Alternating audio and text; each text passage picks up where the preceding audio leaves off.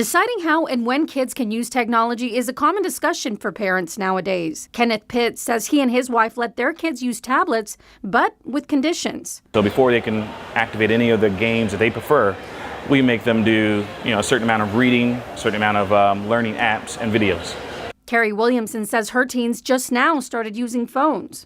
It's overwhelming. I'm an older mom, so there's a huge gap in the technology that was available to me. And says she's not allowing them to use social media until they're 16. I know a lot of the kids use some of these apps for their primary communication method, but my kids are going to have to figure out a different way to do that.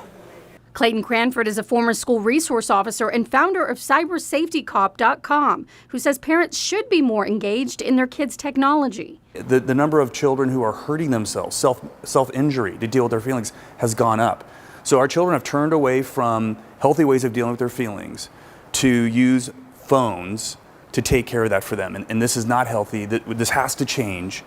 And I'm afraid it won't change until parents wake up to this and take a stand. Recommending parents use apps to monitor their kids' usage. And the other thing too is you need to be aware of what's happening. So probably one of the easiest things you can do is install an application on your child's device that runs in the background and looks for problems and alerts you when they find them. And says parents should probably wait until after age 16 to allow for social media. Every family's different.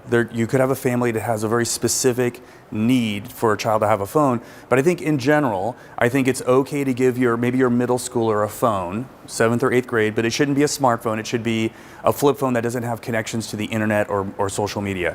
And he says talking to your kids about the risks and harms of social media is important, as well as creating an open dialogue. So the parent saying to their child, if you come to me and you tell me that you have a problem, even if you've made a mistake, it's okay, I want to help you.